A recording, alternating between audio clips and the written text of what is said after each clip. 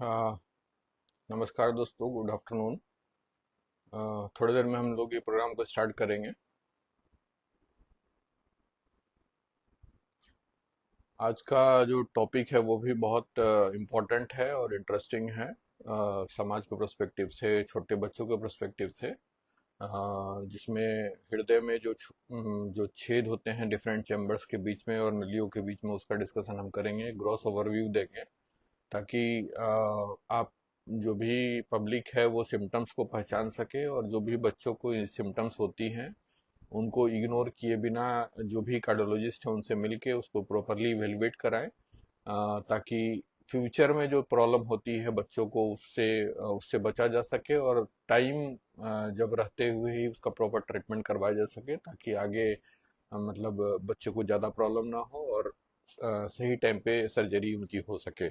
तो ये बहुत ही इम्पोर्टेंट है टॉपिक, जिसमें हम हृदय के दोनों चैम्बर्स या नलियों के बीच में छेद की बात करेंगे, जिसको arterial septal defect ASD, ventricular septal defect VSD, और पेटेंट डक्टस आर्टरियोसिस यानी पीडीए के फॉर्म में, 3 फॉर्म में जो कॉमनली हम लोग जानते हैं, उसको हम लोग डिस्कस करेंगे।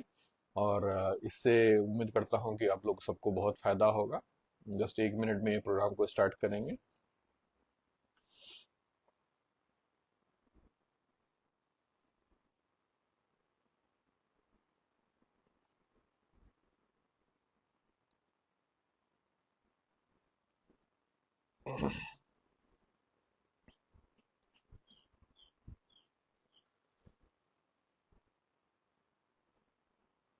चलिए दोस्तों, ये प्रोग्राम को स्टार्ट करते हैं। तो जैसे मैंने बताया, आज का टॉपिक है होल इन द हार्ट, या हृदय में छेद का होना, जो डिफरेंट चैम्बर्स या दो नलियों के बीच में हो सकता है। उसको समझाने के लिए सबसे पहले मैं एक डायग्राम जो है उसको पीछे बना हुआ उसको एक्सप्लेन करता हूँ। मैं डॉक्टर अभिषेक, नमन हार्ट से। हमारा मोबाइल नंबर है 9199448999। तो ये जो पीछे डायग्राम है, ये डायग्राम मैंने पहले भी बनाया है। थोड़ा सा इसको मैं एक्सप्लेन करता हूँ, 2 बार एक्सप्लेन करूंगा, और उसके बाद जो उसके प्रॉब्लम होती है, बीमारी होती है, उसके बारे में डिटेल में डिस्कशन करूंगा। तो ये जो आपका हार्ट के 4 चैम्बर हैं, ये आपका दाहिनी तरफ का ऊपर का चैम्बर, ये दाहिनी तरफ का नीचे का चैम्बर जिसको राइट एट्रियम और राइट वेंट्रिकल बोलते हैं, और ये बाएं तरफ ऊपर का चैम्बर और बाएं तरफ नीचे का चैम्बर जिसको हम लोग लेफ्ट एट्रियम और लेफ्ट वेंट्रिकल बोलते हैं। ये राइट साइड में आपका इस्तेमाल किया हुआ जो ब्लड है, इम्प्योर ब्लड, जिसमें ऑक्सीजन की मात्रा कम है, क्योंकि सब जगह से इस्तेमाल होकर ब्लड वो लौट रहा है, वो लौटता है दाहिने तरफ के चैम्बर में, ऊपर के चैम्बर में। वहां से 2 नलियों के थ्रू, नीचे के पार्ट से इस वाली नली से, ऊपर के पार्ट से उस वाली नली से, और ये फिर इधर से होता हुआ दाहिने तरफ के ऊपर के चैम्बर से नीचे के चैम्बर में जाता है। फिर यहाँ से ये सर्कुलेट करता हुआ दोनों तरफ आपका जो फेफड़ा या लंग्स है उसमें सफाई के लिए वो चला जाता है। सफाई का मतलब है उसमें जो कार्बन डाइऑक्साइड जो बॉडी में इकट्ठा हुआ है उसकी मात्रा को वो लंग्स के थ्रू निकाल सकता है, और उसमें ऑक्सीजन ऐड होके और ये फेफड़े और ये फेफड़े से दोनों तरफ से फिर 4 नलियों के थ्रू बाएं तरफ के चैम्बर में ऊपर में ये आके कलेक्ट होता है। फिर वहां से इस बाएं तरफ के नीचे वाले चैम्बर में, जिसको लेफ्ट वेंट्रिकल मैंने नाम दिया है, और यहाँ से फिर आपके जो मेन नली होती है ऑर्टा जिसको बोलते हैं हम लोग, ये पूरे बॉडी में आपको blood supply, pure blood supply, pure oxygenated blood जो होता है जिसमें ऑक्सीजन की मात्रा अच्छी खासी है, वो लेके आपके शरीर में इस्तेमाल के लिए ब्रेन, हार्ट, किडनी और पूरी मांसपेशियों और पूरे बॉडी में लेके चला जाता है। मैं इसको फिर से एक बार एक्सप्लेन कर देता हूँ। पूरे शरीर में जो आपका ब्लड इस्तेमाल होता है वो लौटता है दाहिने तरफ के चैम्बर में। टोटल हार्ट के 4 चैम्बर हैं। दाहिने तरफ का ऊपर का चैम्बर जिसको हम राइट एट्रियम बोलते हैं, दाहिने तरफ का नीचे का चैम्बर जिसको राइट वेंट्रिकल बोलते हैं, बाएं तरफ ऊपर का चैम्बर जिसको लेफ्ट एट्रियम बोलते हैं, और बाएं तरफ का नीचे का चैम्बर जिसको लेफ्ट वेंट्रिकल बोलते हैं। सारे जगह से इस्तेमाल किया हुआ ब्लड जिसमें ऑक्सीजन की मात्रा कम है और कार्बन डाइऑक्साइड की मात्रा ज्यादा है, वो लौटता है दाहिने तरफ के ऊपर के चैम्बर में। नीचे के बॉडी पार्ट से इस वाले नस से जिसको इन्फीरियर वेना कावा बोलते हैं, ऊपर के बॉडी पार्ट से इस वाले नस से जिसको सुपीरियर वेना कावा बोलते हैं, और वहां से ये राइट वेंट्रिकल मतलब नीचे वाले चैम्बर में राइट साइड से होता हुआ, ये ब्लू कलर से जो मैंने दिखाया है इसका मतलब है कि ऑक्सीजन की मात्रा कम है और कार्बन डाइऑक्साइड की मात्रा ज्यादा है, मतलब इम्प्योर ब्लड है इसमें, गंदा ब्लड है जो सब जगह से इस्तेमाल होकर लौटा है। वहां से दोनों तरफ के लंग्स में गया, लंग्स के तरफ से यहाँ क्लीन होने के बाद मतलब ऑक्सीजन इसमें ऐड होने और कार्बन डाइऑक्साइड निकलने के बाद, ये लाल ब्लड जिसमें ऑक्सीजन की मात्रा कम है और कार्बन डाइऑक्साइड की मात्रा ज्यादा है, ये लेफ्ट साइड के चैम्बर में 4 नसों से लौटता है, दोनों तरफ के फेफड़ों से। और ये फिर बाएं तरफ के ऊपर के चैम्बर से नीचे के चैम्बर में, और नीचे के चैम्बर से फिर आपके पूरे शरीर में ऑर्टा के थ्रू पंप करने के लिए बाहर निकल जाता है और पूरे बॉडी को ये ब्लड सप्लाई चली जाती है। तो ये कॉमन सर्कुलेशन जो है हार्ट का, जो मैंने सिंप्लीफाई करके आम पब्लिक के लिए और जो जनरल डॉक्टर्स हैं उनके लिए भी लगाया है, इसको बनाया है। अब जो प्रॉब्लम होती है हृदय से संबंधित, छेद से संबंधित, उसको मैं एक्सप्लेन करता हूँ नीचे वाले डायग्राम से। ऊपर वाले डायग्राम का सर्कुलेशन आपने समझ लिया। अब मैंने 3 नाम बताए थे आपको आर्टेरियल सेप्टल डिफेक्ट, जो दोनों आर्टरिया, राइट आर्टरियम जो राइट दाहिने तरफ का ऊपर का चैम्बर है और लेफ्ट आर्टरियम जो बाएं तरफ का ऊपर का चैम्बर है, दोनों के बीच में ये जो दिख रहा है आपका पूरा कंप्लीटली सेपरेटेड, अलग अलग एक दीवार है जो दोनों को बिल्कुल अलग करती है।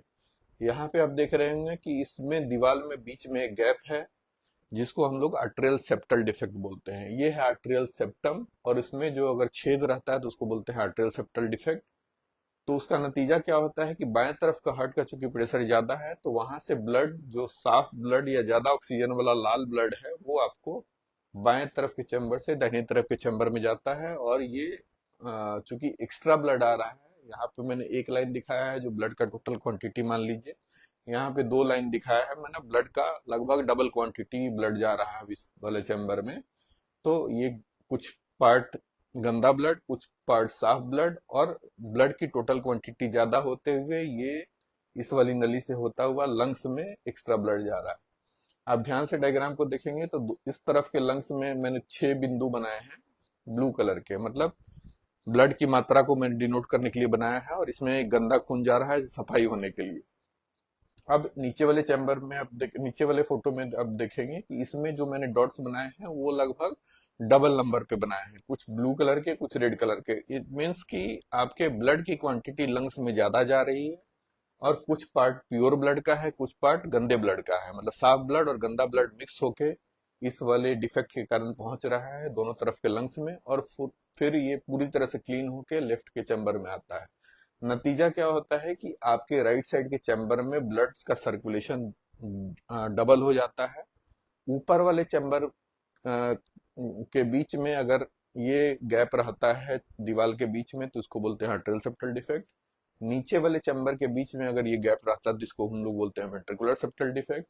और इस वाली नली जो पूरे बॉडी में आपको ब्लड, साफ ब्लड लेके जा रही है इस्तेमाल होने के लिए, और यहाँ से जो ब्लड निकल के जा रहा है दोनों तरफ के लंग्स में सफाई होने के लिए, इस दोनों के बीच में अगर कोई कनेक्शन छूट जाता है, बचपन में ये कनेक्शन नॉर्मली भी रहता है, और जब बच्चा जन्म लेता है तो 24 से 48 घंटे के बाद ये कनेक्शन अपने आप बंद हो जाता है। भगवान ने ऐसा मैकेनिज्म बनाया हुआ है बट किसी किसी कारण से अगर बच्चा जैसे प्री मेच्योर है या नॉर्मल टर्म डिलीवरी भी है, बच्चा पूरे 9 महीने के बाद भी पैदा हुआ है, तब भी ये कभी कभी जो ओपनिंग है दोनों चैनल्स के बीच में, ये छूट जाती है, और इस परिस्थिति को हम लोग पेटेंट डक्टस आर्टरियोसिस या पीडीए बोलते हैं।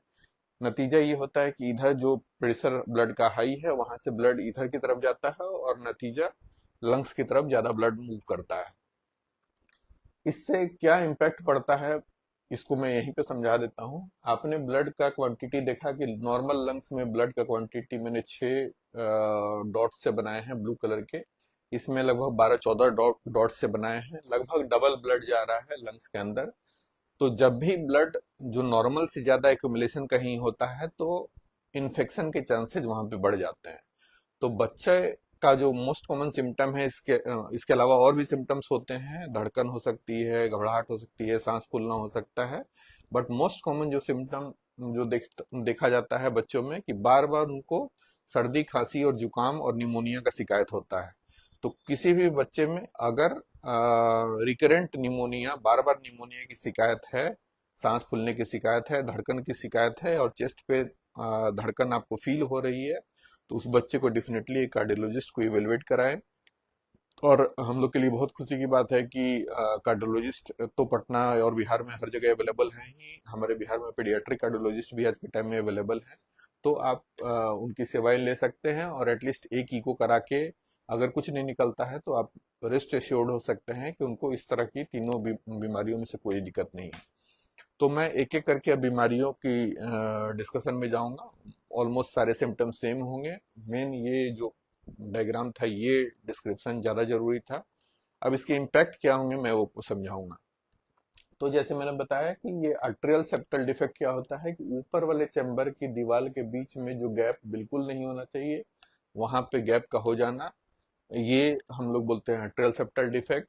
उसी तरह से नीचे वाले चैम्बर के बीच में, मतलब बाएं तरफ के चैम्बर और नीचे वाले दाहिने तरफ के चैम्बर के बीच में जो दीवार है, ये पूरी तरह से बंद होता है, कोई ब्लड का मिक्सिंग नहीं होता। अगर ये छेद यहाँ पे रह जाए, जिसको हम लोग वेंट्रिकुलर सेप्टल डिफेक्ट बोलते हैं, और ये हाई प्रेशर चैम्बर से दाहिने तरफ ज्यादा ब्लड जाता है, बाएं से दाएं ब्लड जाता है, और दाहिने तरफ का ब्लड सर्कुलेशन बढ़ता हुआ लंग्स में ज्यादा ब्लड जाता है। और तीसरा मैंने जो बताया कि ये बाएं तरफ की नली जो ऑर्टा है, और दाहिने तरफ की नली जो लंग्स को ब्लड लेके जा रही है, पल्मोनरी आर्टरी, इस दोनों के बीच में जो बचपन में कनेक्शन नॉर्मली होती है, अगर बचपन जन्म लेने के बाद ये बंद ना हो, तो इसको हम लोग पेटेंट डक्टस आर्टरियोसिस बोलते हैं। अ, जो बच्चे 9 महीने से पहले जन्म लेते हैं, उनमें ये चांसेस ज्यादा होते हैं, और जो 9 महीने से बाद जो term delivery, full term delivery होती है, उनमें भी ये चांसेस होते हैं, बट चांसेस कम होते हैं।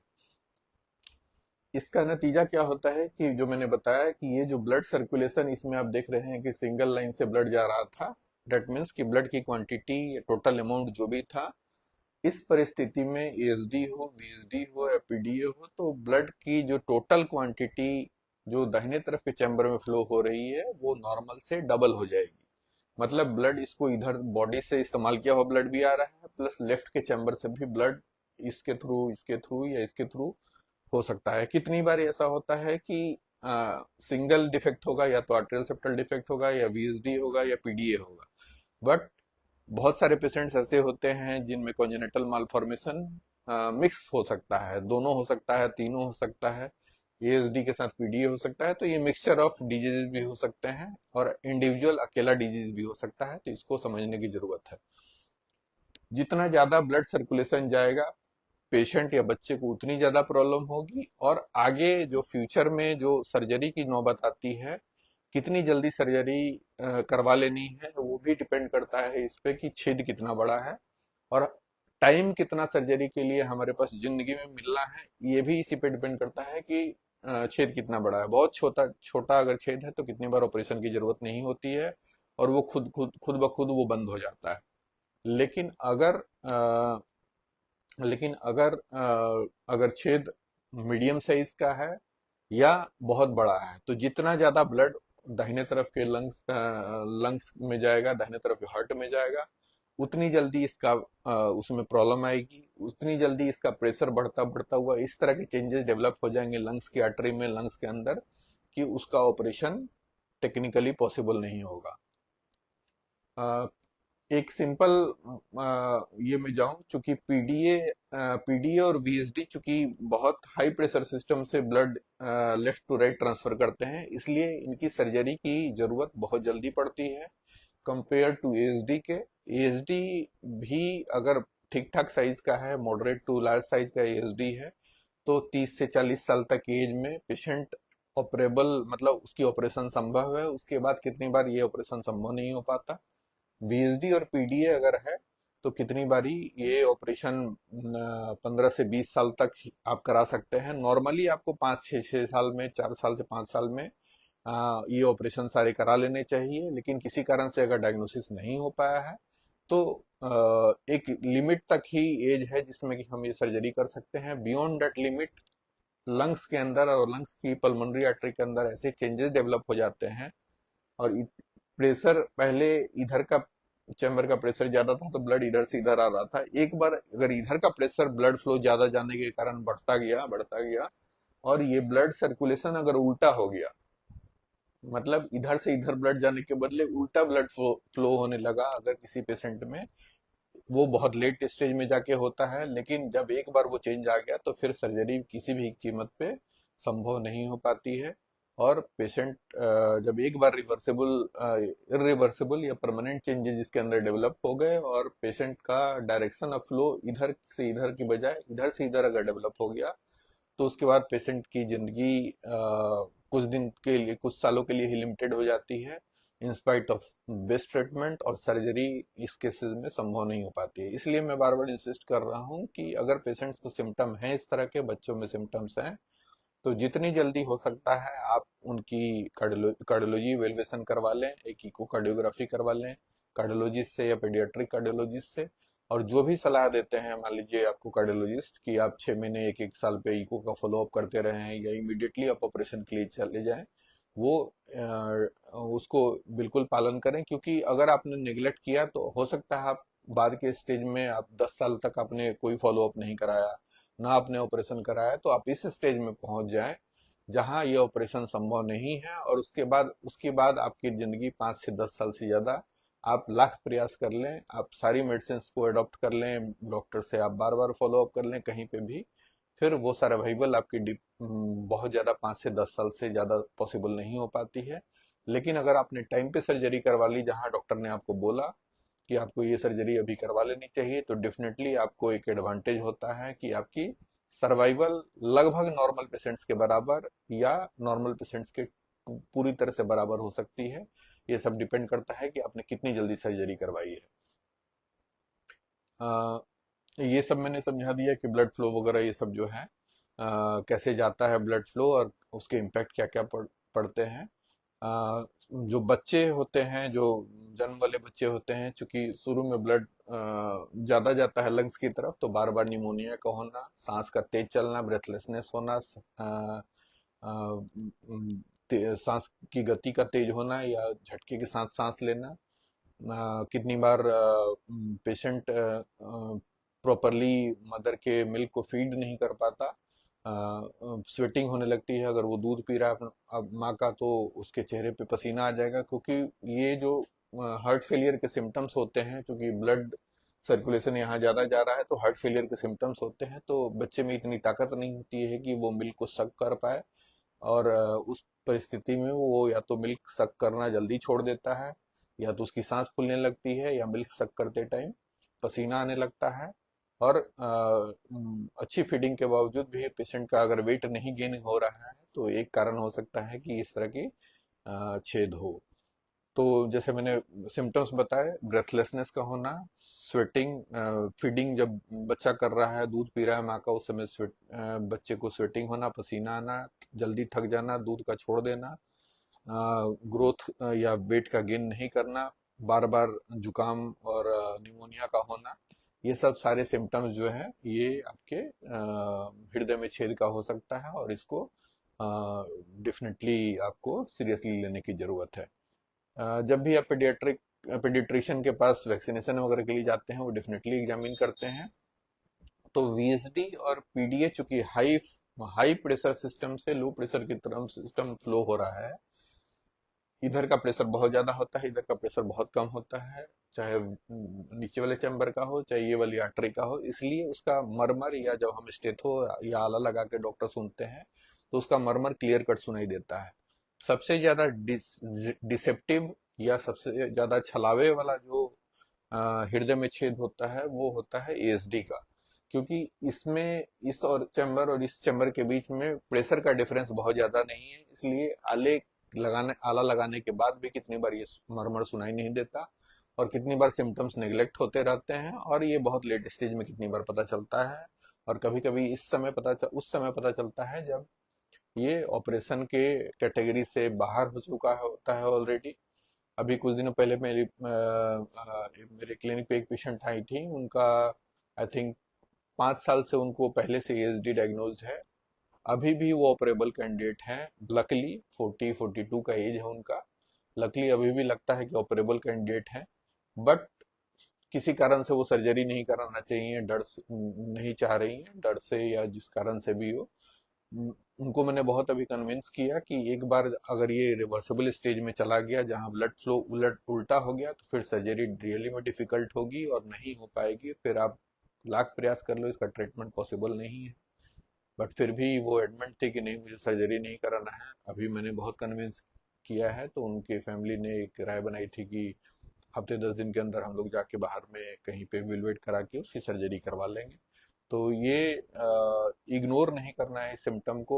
इनफैक्ट उनकी तो डायग्नोसिस हो रखी है बट फिर भी वो इग्नोर कर रही हैं, तो ये कितनी बार ये घातक हो सकता है पेशेंट्स के लिए, और ये आगे चल के इतनी बड़ी प्रॉब्लम खड़ी हो जाएगी कि जहां वो ऑपरेशन कराना भी चाहेंगे तो ऑपरेशन किसी भी डॉक्टर के द्वारा, किसी भी सर्जन के द्वारा पॉसिबल नहीं हो पाएगा, और उसके बाद उस तरह के पेशेंट्स की जिंदगी 5 से 10 साल से ज्यादा प्रोलॉन्ग कर पाना संभव नहीं हो पाता।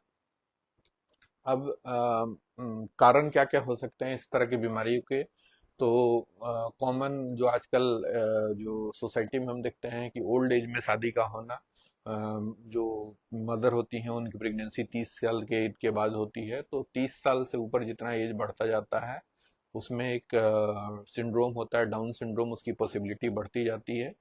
तो उसके लिए स्क्रीनिंग, ट्रिपल स्क्रीनिंग और क्वाड्रपल स्क्रीनिंग टेस्ट वगैरह होते हैं जो गायनेकोलॉजिस्ट करते हैं। एनोमली स्कैन होता है जो 15 से 18 वीक के आसपास में हार्ट के बीमारियों के लिए एनोमली स्कैन या डाउन सिंड्रोम के लिए कराया जाता है।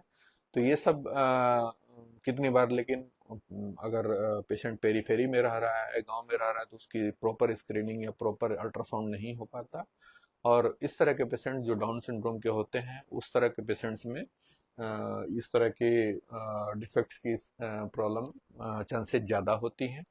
चाहे एसडी हो, वीएसडी हो, पीडीए हो, और भी बहुत सारे कॉम्प्लिकेशंस हो सकते हैं। अगर किसी मदर को डायबिटीज है, खासकर अनकंट्रोल्ड डायबिटीज, तो डेफिनेटली हार्ट डिजीज की चांसेस बढ़ जाती हैं।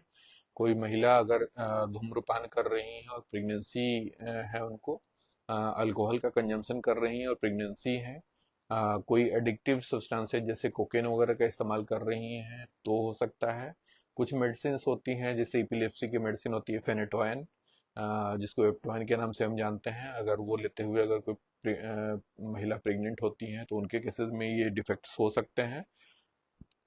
कभी कभी देखा जाता है कि जब ओल्ड एज में पहले से ही इस तरह की कोई ओपनिंग नहीं थी, बिल्कुल नॉर्मल हार्ट था, बट पेशेंट को अगर हार्ट अटैक हुआ और हार्ट अटैक होने के बाद इसकी दीवार में भी अटैक हुआ, जो हार्ट की नीचे के चैम्बर की दीवार थी इसमें अटैक हुआ, और उसके कारण ये रप्चर हो गया, तो एक वेंट्रिकुलर सेप्टल डिफेक्ट बनता है हार्ट अटैक के कारण भी, जिसको हम लोग बोलते हैं वेंट्रिकुलर सेप्टल रप्चर। ये एक्चुअली बहुत हाई रिस्क केस होता है, और इसमें ऑपरेटिव मतलब अटैक के बाद अगर वेंट्रिकुलर सेप्टल रप्चर या नीचे वाले चैम्बर का छेद होता है तो हाई रिस्क केस है, हाई मोर्टेलिटी है, पेशेंट की डेथ की चांसेस भी बहुत ज़्यादा रहती हैं, और ये इस तरह के पेशेंट को बाईपास सर्जरी के लिए यूजुअली हम लोग भेज देते हैं।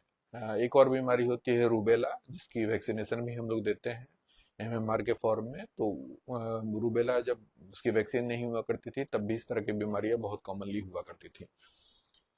जैसे मैंने बताया कि अगर बहुत छोटा छेद है, चाहे ऊपर के चैम्बर का, चाहे नीचे के चैम्बर का, चाहे पीडीए का, तो यूजुअली हमें कुछ नहीं करना होता, वेट एंड वॉच करना है कितनी बार ये छेद खुद से बंद हो जाता है, या आगे लॉन्ग टर्म में कोई उसके निगेटिव इम्पैक्ट हार्ट पे या लंग्स पे नहीं पड़ता है। लेकिन अगर ये defect moderate to large size है, तो फिर डेफिनेटली उसको इवेलुएट या तो फॉलो अप इको से, या सर्जिकल, या परक्यूटेनियस परक्यूटेनियस क्लोजर मतलब होता है जैसे हम लोग एंजियोग्राफी करते हैं या एंजियोप्लास्टी करते हैं पैर की नसों से जाके, उस तरह से हम उसको परक्यूटेनियस क्लोजर से भी डिवाइस एक आती है, डिवाइस से उसको क्लोज कर सकते हैं। और जिस बीमारी को, जिस तरह के छेद को हम लोग डिवाइस क्लोजर या एंजियोप्लास्टी वाली मेथड से, परक्यूटेनियस मेथड से नहीं क्लोज कर सकते, उसको हम लोग सर्जिकल क्लोजर या ओपन हार्ट सर्जरी वाले क्लोजर के लिए सर्जन के पास, कार्डियक सर्जन के पास भेज देते हैं। इसके प्रॉब्लम क्या क्या हो सकते हैं, जैसे मैंने बताया, जो इको में हम लोग देख पाते हैं, ईसीजी में देख पाते हैं कि चूंकि ब्लड इधर से इधर ज्यादा जा रहा है, तो राइट साइड के चैम्बर का साइज बढ़ जाएगा, राइट आर्टरियम, राइट वेंट्रिकल, और ये जो पल्मोनरी आर्टरी है वो डायलेट होकर फैल जाएगी। ये चैम्बर के साइज के बढ़ने के कारण एरिथमिया या धड़कन का इरेगुलर होना, धड़कन का तेज होना, जिसमें आर्टरियल फिब्रिलेशन, आर्टरियल फ्लटर, इस तरह की धड़कन हो सकती है। धीरे धीरे पल्मोनरी आर्टरी जो ये है, इसके अंदर चूंकि ब्लड डबल की क्वांटिटी में जा रहा है, इसका प्रेशर का बढ़ना, और धीरे धीरे प्रेशर जो बढ़ता है, वो प्रेशर के चेंजेस इसमें परमानेंटली डैमेज लंग्स और लंग्स की आर्टरीज में करते हैं। और जब लंग्स की आर्टरी परमानेंटली डैमेज होती है, तो धीरे धीरे इस चैम्बर का प्रेशर बढ़ने लगता है, और बढ़ने के बाद ये जो रेड सर्कुलेशन मैंने दिखाया है कि इधर से इधर मूव कर रहा है, एक स्टेज आता है जहां पे इधर का प्रेशर ज्यादा हो जाता है इधर वाले प्रेशर के कंपैरिजन में, और फिर उस परिस्थिति में ये सर्कुलेशन उल्टा होने लगता है। मतलब ब्लड शुरू में इधर से इधर फ्लो कर रहा था, और बाद में इधर से इधर फ्लो करना शुरू कर देता है। एक स्टेज होता है जब इधर से भी इधर ब्लड फ्लो करता है और इधर से भी इधर ब्लड फ्लो करता है। ऑलमोस्ट वो स्टेज ऐसा है जिसमें कि अब ऑपरेशन शायद संभव नहीं है। और एक बार जब ये टोटली यहाँ से इधर ब्लड शिफ्ट हो गया, फ्लो करना, इधर से इधर का ब्लड फ्लो बिल्कुल बंद हो गया, मीन्स इधर का प्रेशर बहुत ज्यादा बढ़ चुका है इधर के कंपेरिजन में, और टोटली ब्लड फ्लो इधर से इधर अब हो रहा है, तो पेशेंट कहीं भी आप ट्राई कर लें, इंडिया या बाहर के किसी भी कंट्री में भी ट्राई कर लें, आप ऑपरेबल कैंडिडेट नहीं है, ऑपरेशन संभव नहीं है। तो इस स्थिति को समझना है कि अगर आप इग्नोर करते हैं, तो इस वाले स्टेज में पहुंच सकते हैं जिसमें कि आपका ब्लड फ्लो इंटरली दाहिने तरफ के हार्ट से लेफ्ट की तरफ फ्लो होने लगेगा, और वो उस परिस्थिति में हम ऑपरेशन कितना भी कोशिश कर लें, ऑपरेशन संभव नहीं है। तो इस स्थिति से बचना है आपको। ये पूरे एजुकेशनल वीडियो का पर्पस ही यही है कि आप सिम्टम्स को इग्नोर मत करें, और अगर आप डायग्नोसिस हो गई है तो फॉलो अप जितने दिन बाद भी आपको बोला जाता है उसको फॉलो अप कराएं, या सर्जरी के लिए अगर आपको बोला जाता है सर्जरी के लिए चले जाएं। नहीं तो इस परिस्थिति में जाने के बाद ये मुश्किल बहुत बड़ी है आपके लिए, और फिर आपकी सर्वाइवल 5 से 10 साल से ज्यादा कितनी भी बेस्ट मेडिसिन आप ट्राई कर लें, संभव नहीं है। ये बहुत ही हाई रिस्क सिचुएशन है, और ऑपरेशन संभव नहीं है। जांच में हम क्या क्या कर सकते हैं, ईसीजी कर सकते हैं, जो आप कार्डियोलॉजिस्ट के पास जाएंगे तो करेंगे, एक एक्सरे कर सकते हैं, इकोकार्डियोग्राफी हम लोग कर सकते हैं। इकोकार्डियोग्राफी से ही ये डायग्नोसिस सारी क्लियर होती है। उसके पहले क्लिनिकल एग्जामिनेशन जो हम एग्जामिन करते हैं, आला लगा के ईसीजी करके देखते हैं, एक्सरे करके देखते हैं, उससे हमें इशारा होता है कि हाँ ये प्रॉब्लम हो सकती है। लेकिन फाइनल कंफर्मेशन हमारी इकोकार्डियोग्राफी से होता है। इकोकार्डियोग्राफी जैसे मैंने बताया था कि दो तरह की होती है, जो सीने के ऊपर एक प्रोब रख के जो करते हैं, जिसको बोलते हैं ट्रांसथोरेसिक, या चेस्ट वाल के थ्रू जो इकोकार्डियोग्राफी होती है। बहुत बारी वही डायग्नोसिस के लिए काफी होती है, लेकिन डिटेल इवेल्युएशन के लिए, या कितनी बार कभी शंका रह गई चेस्ट वाली इकोकार्डियोग्राफी में, तो हम लोग दूसरी तरह की इकोकार्डियोग्राफी करते हैं, जिसको हम लोग बोलते हैं ट्रांसएसोफेजियल इकोकार्डियोग्राफी, जो खाने की नली से होता हुआ जाके बिल्कुल हार्ट के करीब, हार्ट के पीछे की तरफ जाके इकोकार्डियोग्राफी होती है। उससे इमेज क्वालिटी बहुत क्लियर होती है, और बहुत सारी डिटेल्स हमें उससे पता चलती हैं कि ये डिवाइस या एंजियोप्लास्टी वाली मेथड से इसका ऑपरेशन संभव है या नहीं है, या हमें डायरेक्टली कार्डियक सर्जन के पास ओपन हार्ट सर्जरी के लिए भेजना है। तो बहुत सारी चीज़ें ट्रांसओसोफेजियल इकोकार्डियोग्राफी या खाने वाली इकोकार्डियोग्राफी से क्लियर होती है। डिवाइस वाली जो ऑपरेशन होती है, जिसको एंजियोप्लास्टी या पैर की नसों के थ्रू हम करते हैं, उसको हम लोग बोलते हैं ESD, डिवाइस क्लोजर। और अगर आज हम उसको क्लोज करते हैं तो कल या एक दिन और रख के 2 दिन के अंदर पेशेंट को डिस्चार्ज कर सकते हैं इजीली, और उसमें कोई कॉम्प्लिकेशन नहीं होती है। 6 महीने के लिए एक सिंगल एंटीप्लेटलेट इकोस्प्रिन के फॉर्म में हम कंटिन्यू करते हैं, और बाद में उसको भी बंद कर सकते हैं। जिस केस में ये डिवाइस क्लोजर से संभव नहीं है, चाहे ESD हो चाहे PD हो, दोनों डिवाइस क्लोजर से हम कर सकते हैं। VSD को भी कितनी बार हम डिवाइस क्लोजर से बंद कर सकते हैं, बट VSD यूजुअली हम लोग सर्जिकल क्लोजर पे ज़्यादा रिलाई करते हैं। और ASD ऐसा जो डिवाइस से नहीं बंद हो सकता, एंजियोप्लास्टी वाली मेथड से नहीं बंद हो सकता, PD ऐसा जो डिवाइस वाली मेथड से नहीं बंद हो सकता, उसको हम लोग सर्जिकल क्लोजर के लिए कार्डियक सर्जन के पास रेफर कर देते हैं। अ, उसके बाद जब एक बार आपकी सर्जरी हो गई, डिवाइस क्लोजर के फॉर्म में हो या ओपन हार्ट सर्जरी के फॉर्म में हो, तो डॉक्टर आपको फॉलोअप के लिए बुलाएंगे 1 महीने, 3 महीने, 6 महीने और 12 महीने पे, जैसे भी बुलाते हैं आप उसको फॉलो करें। और जैसे मैंने बताया कि अगर आपने सर्जरी बहुत जल्दी करवा ली तो आपकी सर्वाइवल या लॉन्ग टर्म रिजल्ट बिल्कुल नॉर्मल जो पेशेंट होते हैं उनकी तरह होती है, नॉर्मल जो पॉपुलेशन है उसकी तरह होती है। और जितनी ज़्यादा लेट सर्जरी होगी उतना ज़्यादा चांसेस है कि आपकी सर्वाइवल थोड़ी सी कम होगी। और एक बार जब ये रिवर्सल ऑफ शंट, जिसको हम लोग बोलते हैं कि ब्लड फ्लो जो बाएं से दाहिने हो रहा था, अगर ये पूरी तरह से उल्टा हो गया तो फिर किसी भी कीमत पे ऑपरेशन संभव नहीं है। इसलिए टाइमिंग ऑफ ऑपरेशन बहुत इंपॉर्टेंट है। यूजुअली 3 से 5 साल में सर्जरी अगर पता चल गई बीमारी तो करवा लेनी चाहिए, लेकिन कितनी बार 20 से 30 साल तक एज में ऊपर वाली चैम्बर की सर्जरी हो सकती है, 15 से 20 साल तक नीचे की सर्जरी हो सकती है, 15 से 20 साल तक ऊपर की सर्जरी हो सकती है। बहुत ज्यादा डिले हमने किया तो ऑपरेशन के कैंडिडेट से आप बाहर हो सकते हैं, अगर एक बार प्रेशर इधर का बढ़ के अगर ब्लड फ्लो उल्टा होने लगा तो ये समझने की जरूरत है कि जो भी डॉक्टर आपको बताते हैं उसको फॉलो करें, नेग्लेक्ट ना करें सिम्टम को। और फॉलोअप के लिए बुलाते हैं तो फॉलोअप कराएं अपना, और नहीं तो सर्जरी के लिए अगर बोलते हैं तो डेफिनेटली सर्जरी के लिए जाएं आप। जब तक सर्जरी नहीं हो रही है, जब तक डिवाइस से क्लोजर आपका नहीं हो रहा है, तब तक कुछ दवाइयां आपको दी जाएंगी, जैसे कि आपको अगर सांस फूल रही है तो डाययूरेटिक्स जो लैसिक्स वगैरह की टैबलेट होती है वो दी जा सकती है। हार्ट फेलियर के जो मेडिकेशंस होते हैं वो दिए जा सकते हैं। और जैसे मैंने बताया कि लाइफ एक्सपेक्टेंसी वगैरह लगभग almost as good as normal population होती है। अगर आपने अर्ली क्लोजर करवा लिया तो, बहुत लेट क्लोजर कराया तो थोड़ी सी लिमिटेशन सर्वाइवल की होती है, लाइफ एक्सपेक्टेंसी की होती है। और बहुत लेट अगर आपने किया, reversible irreversible changes, permanent changes अगर लंग्स के अंदर डेवलप हो गए और ब्लड फ्लो का उल्टा फ्लो होने लगा, तो फिर उस परिस्थिति में ऑपरेशन का होना संभव नहीं है।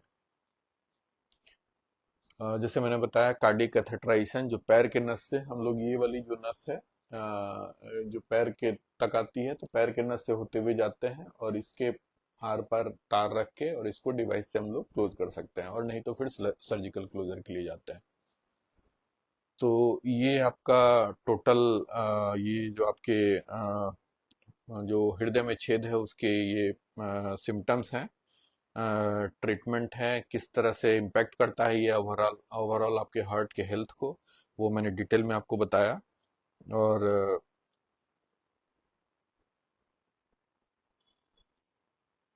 एक सेकेंड।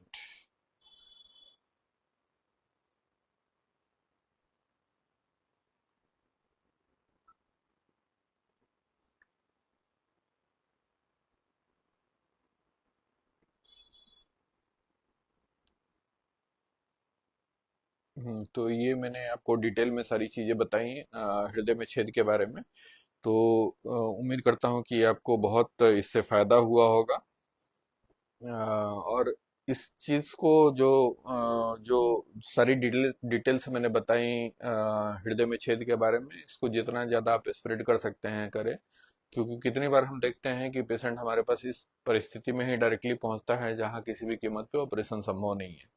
कुछ पेशेंट्स ऐसे पहुंचते हैं जिनको पहले बीमारी बताई गई थी बट उनको लगा कि नहीं, हमारा काम ऐसे चल जाएगा, बहुत ज़्यादा प्रॉब्लम नहीं है। उनको दवाइयाँ लिख दी गई। दवाइयाँ एक्चुअली कितनी बार बहुत डिसेप्टिव होती हैं। दवाइयों से आपको आराम मिल गया, आपने दवाई को कंटिन्यू किया और धीरे धीरे प्रॉब्लम बढ़ती चली गई आपको। दवाई, एक बात समझने की जरूरत है कि दवाई जो आपको मिलती है, दवाई से आपको जो आपके सिम्टम्स हैं, जो लक्षण है, उसमें सुधार हो सकता है। लेकिन ये छेद अगर ठीक ठाक बड़े साइज का है, छोटा है तो वो तो खुद से बंद हो जाएगा या बहुत इम्पैक्ट नहीं करेगा। लेकिन अगर ठीक ठाक बड़े साइज का है, मॉडरेट साइज का है या लार्ज साइज का है, तो वो आप कुछ भी कर लें, ये छेद बंद नहीं हो सकता। और उस परिस्थिति में ऑपरेशन ही एकमात्र उपाय है। तत्काल आपको अगर मेडिसिन दी जाती हैं तो वो आपके सिम्टम्स के बेनिफिट के लिए है, ताकि आप जो भी आपके लॉजिस्टिक्स हैं उसको आप फाइनेंशियल जो इशूज, फाइनेंशियल अरेंजमेंट है, फैमिली का कंसेंट है, आपका अपना मेंटल मेकअप है, उसके लिए आप तैयार हो और सर्जरी के लिए आप आगे बढ़े। लेकिन आपने मान लीजिए कि आपने मेडिसिन आपने खाई और आपको सिम्टम्स में सुधार हो गया और आपको लगा कि नहीं, हमारा तो प्रॉब्लम ठीक हो गया, तो ये एक्चुअली बहुत डिसेप्टिव है, बहुत छलावे वाला चीज है। तो इसको, इससे बचें। आपका छेद, ये बात समझने की जरूरत है कि अगर हृदय में छेद है और सफिशिएंट साइज का अगर हुआ है, तो दवाइयों से आपको सुधार हो सकता है सिम्टम्स में। वो छेद बंद नहीं हो सकता। छेद बंद करने के लिए ऑपरेशन कराना ही पड़ेगा आपको, चाहे वो परक्यूटेनियस डिवाइस से क्लोजर हो, एंजियोप्लास्टी वाली विधि से, या ओपन हार्ट सर्जरी करके।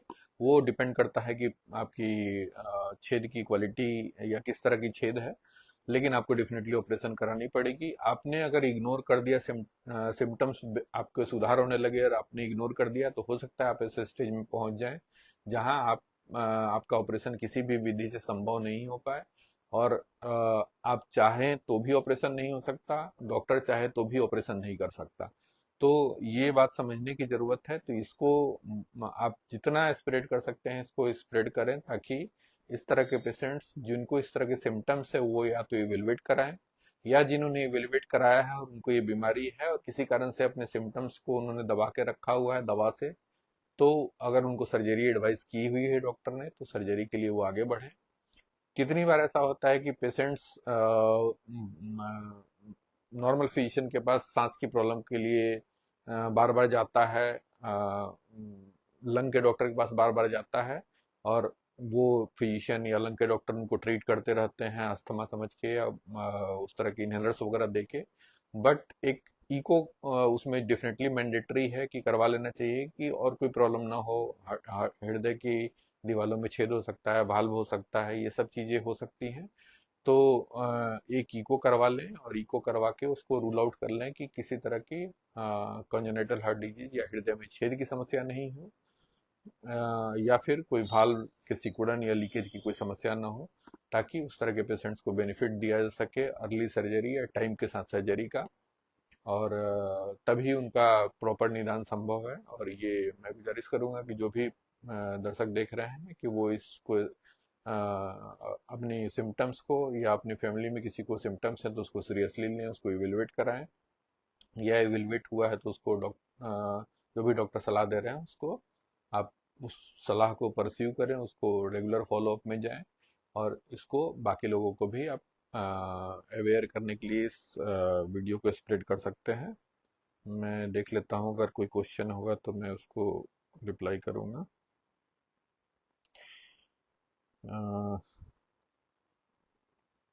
अभी तक कोई क्वेश्चन नहीं है, तो आप आगे भी चाहें तो क्वेश्चन आप अपने डाल सकते हैं, कमेंट बॉक्स में डाल सकते हैं, या हमारा मोबाइल नंबर जो है 9199448399, इस पे भी आप मैसेज डाल सकते हैं या कॉल कर सकते हैं। जब फ्री होंगे तो डेफिनेटली आपको आपके क्वेश्चन का जवाब दिया जाएगा। और इसके साथ ही हम इस प्रोग्राम को समाप्त करते हैं। नेक्स्ट वीक ठीक 12 बजे हम एक नए हार्ट के टॉपिक के साथ जुड़ेंगे आपसे। तब तक के लिए नमस्कार।